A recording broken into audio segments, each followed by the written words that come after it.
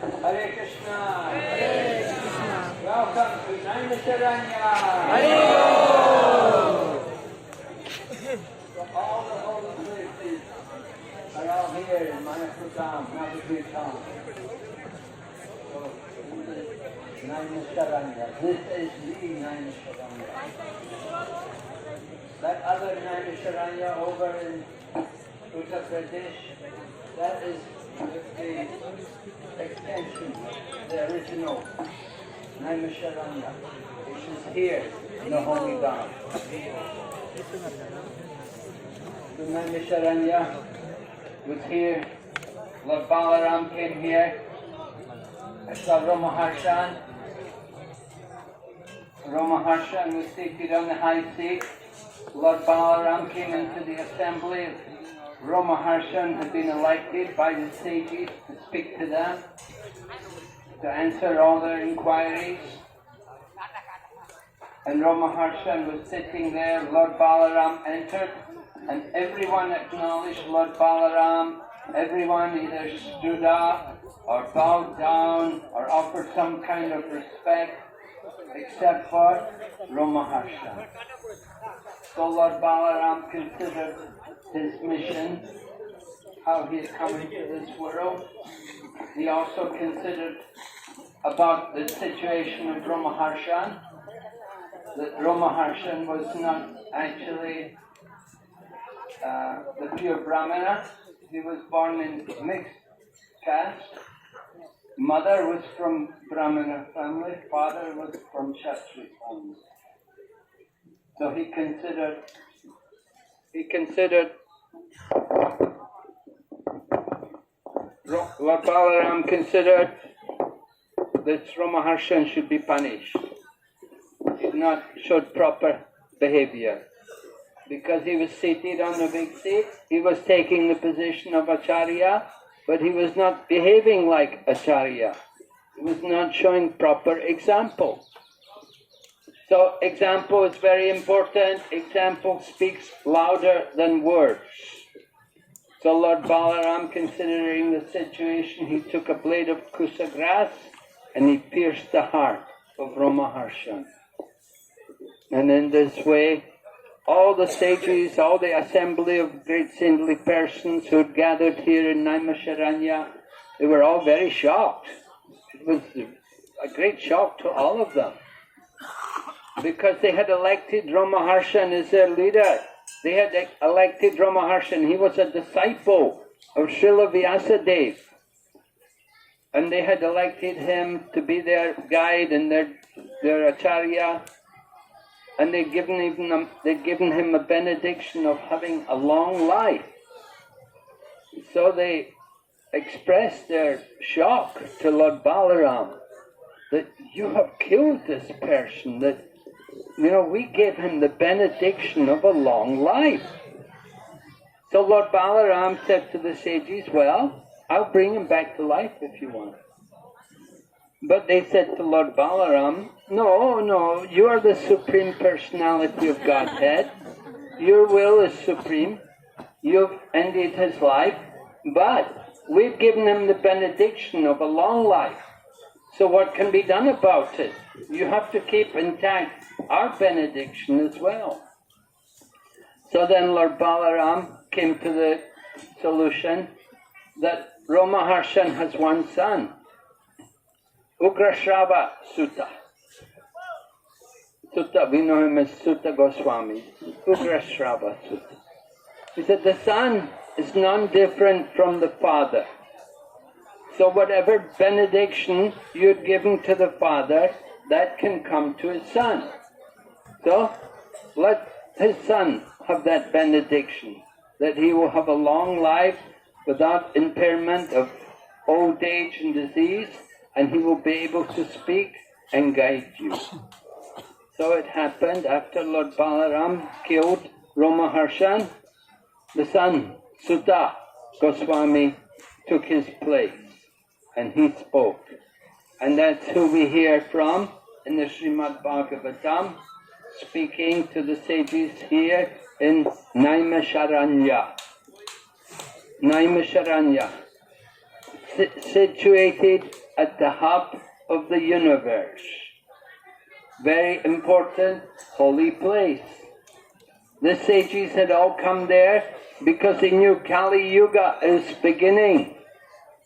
And Kali Yuga is the age of irreligion. So they were very worried that Lord Krishna, the personification of all religious principles, was present on the world, but now he has departed from the planet. So in his absence, where are all the religious principles to be found? So the reply was given, Krishna Swadamo Pagate Dharma Jnana Dipisaha Kalo Nishtadrisham Mesha Puranarto Janodata. This Srimad Bhagavatam is as brilliant as the sun, and it has arisen just after the departure of Lord Krishna for his own abode. Persons who have lost their vision due to the dense darkness of this age of Kali will get light from this Purana. So this place, Naimisharanya, for us it is very important because this is where Sutta Goswami was speaking to the sages in Naimisharanya. And those of you who have read the first chapter of Srimad Bhagavatam in the first canto, we see the sages putting questions to Sutta Goswami. And those questions are answered in the course of 12 cantos of the Srimad Bhagavatam. So in the beginning, it's Sutta Goswami speaking to the sages in Naimisharanya. Then later on it becomes Vidura and Maitreya, Vidura speaking to Uddhava, then Uddhava sends him to Maitreya, and you have Vidura and Maitreya speaking to Vidura. And then later on you get Sutta Goswami, he comes more in the 12th canto, again at the end of the Srimad Bhagavatam. So here in Naimisharanya, this is a place of sacrifice. All the sages had come because they knew Kali Yuga is coming, the age of irreligion. People were already irreligious a little bit in the Treta Yuga. In Dwapara Yuga they became more irreligious. But in the Kali Yuga, irreligion will come in full force. So much nonsense, so many sinful activities. So the sages were concerned for the welfare of the people, and they all gathered here in Naimisharanya, and they prepared to perform sacrifice. And at the same time, they wanted their questions answered. So Sutta Goswami was giving that job. Sutta Goswami was speaking. Now Sutta Goswami, what was his qualification to speak? He had heard Srimad Bhagavatam. He had heard it from Sukadev Goswami. Sukadev Goswami had spoken to Maharaj Parikshit. So at that time when Sukadev was speaking to Maharaj Parikshit, other people also gathered there. People like Narada Muni and Srila Vyasadeva, who the guru. Vyasadeva is the guru of Sukadev, the father also guru. And Narada is the guru of Vyas. So Guru, Param Guru, they're all there. And Sutta Goswami was also there. And he'd heard from Sukadev Goswami. And he was then given the chance to repeat everything to the sages here in Naimisharanya. So that's a little introduction. Naimisharanya, there's the replica of Naimisharanya over there in Uttar Pradesh, not very far away from Ayodhya. You can go there. Sometimes it's called Naimshare, but In the recent time they gave it back the original name, Naimisharanya. And you can see also Dadichi Muni's ashram is there in Naimisharanya. Dadichi is told about in Srimad Bhagavatam, right? When Indra wanted to make a weapon, Bob Indra was approaching Lord Vishnu to kill Vritasura. But the Lord told Indra, I'm not going to kill him. You kill him yourself. Right? You do your own dirty work. You want me to kill a Brahmana? So anyway, Lord Vishnu told him, he said, anyway, you can get, if you get the Dichi to give up the bones from his body, then you can make a weapon which can kill this demon, Vritasura. So Indra was given that task that he had to go to Dadichi, who resides in this Naimisharanya, and he requested Dadichi Muni, can you give me the bones from your body? Now what do you think if somebody would ask you, my dear Prabhu, could you kindly just give me a little charity? Just the bones of your body. No flesh, just the bones. You can have the flesh. So Dadichi was already rich in renunciation. He was a Vairagi. Although he was in family life, he had a family, he had people there, but he was not attached. And when the request came from Indra, then Dadichi said to Indra, he wanted to hear some philosophy from him. So he said, don't you know the body is the thing we're most attached to? Dadichi wasn't attached, but he wanted to hear philosophy, so he said like this to Indra, that, the body, that's what we're most attached to, isn't it? Usually, yeah. Right? So Indra replied very nicely. He said, sometimes it's very difficult to give charity. And sometimes it's very difficult to ask for charity. Sometimes you get new devotees and you ask them to go out on Sankirtan and they feel a little shy to sell a book and ask somebody to give a donation, Do you get devotees like that? Yeah? You ask a devotee, go out, Prabhu, take these books, go out and sell some books. What, I have to ask people for money? They don't like that idea, approaching people for money. No, Prabhu, the money's not for you, it's for Krishna. You have to engage the money for the service of Krishna. So sometimes it's not easy to ask people for charity. And sometimes it's not easy to give charity.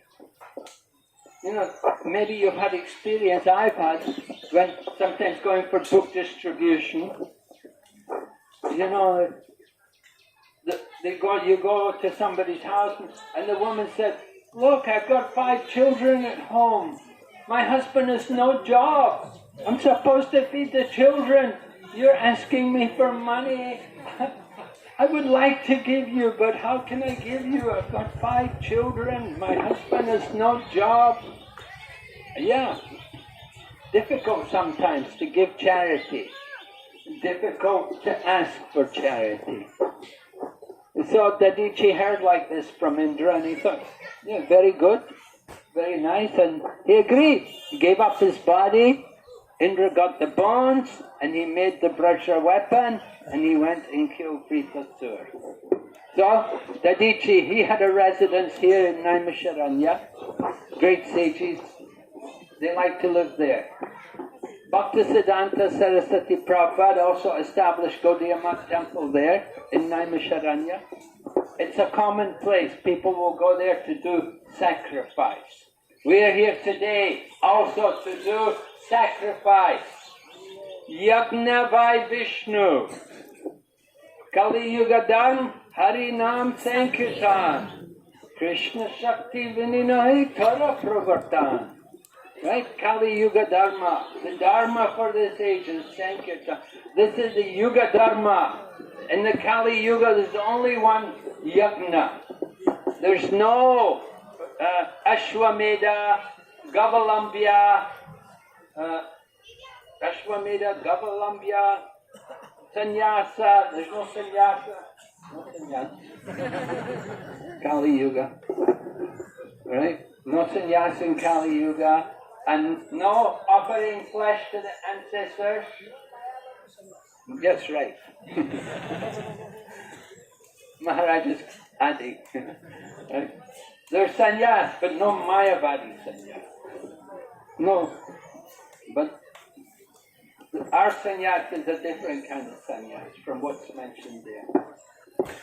Sometimes we say also this statement is coming from a Purana which is more concerned with the mode of ignorance than with the mode of goodness. There are 18 Puranas, so there are 6 Puranas for each of the modes. So according to the different Puranas, the different modes of nature are expanded. So in the mode of goodness, there is sannyas. But in the mode of ignorance, people in the mode of passion and ignorance, they're not to take sannyas. You should be firmly situated in the mode of goodness. Right? Brahmanas, they take sannyas. Without being a Brahmana, and Brahmana means Vaishnava Brahman. Not just a Pandit, Brahmana Pandit. They cannot take sannyas in Kali Yuga. But Vaishnava Brahman, they can take sannyas in Kali Yuga. And we see Ramanujacharya, Madhvacharya, Sri Chaitanya Mahaprabhu, they all took sannyas. So, certain yajnas are prohibited. Offering the cow, offering the horse, begetting a child in the womb of your brother's wife, offering flesh to the ancestors, and Mayavadi sannyas. They're all prohibited in the Kali Yuga. But Kali Yuga done Sankirtan. That is the Dharma for the Kali Yuga. So, this is why we have come here to Naimisharanya with His Holiness Dhira Damodar Maharaj was leading the ecstatic kirtan, the great yajna for the sacrifice of the Kali Yuga. So in this way we understand the importance of Naimisharanya.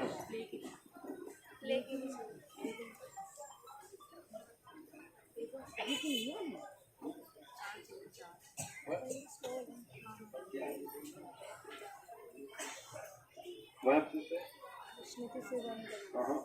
Yes, Prabhu, Srinivas Gopal Prabhu say, anybody doesn't have a set of Srimad Bhagavatam, it's a good place to get a set. Right? We have some sets for sale. So anybody wants a set of Bhagavatam? You don't have a set? You want to get a set of Bhagavatam? What's the price? Huh? 9,500 rupees. Full set. 18 volumes.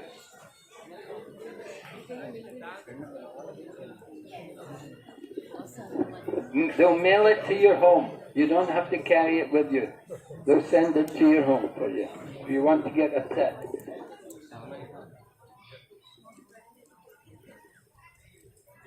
Alright, so just to tell you that this book, Srimad Bhagavatam, very relevant to Naimisharanya.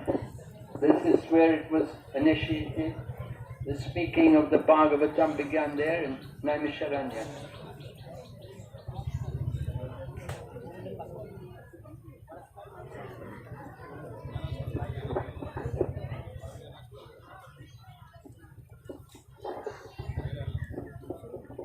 Alright, so we're going to have more speakers. We'll welcome His Holiness Prachar Paribrajak Maharaj. Oh, Bhakti Prachar Paribrajak Maharaj. He's been visiting all the other parties. He's come back to us again. So he's gone round. Did you go round all 7 parties yesterday? Not yet. Just went to 3 parties. So we're lucky he's come to see us again today. So we'll ask him to give a speech to the devotees. Okay. Yeah, but this is still good, Navadwip. This is Madhyadvip. Oh, Maharaj said we have entered into Madhyadvip. So he's going to tell us about Madhyadvip.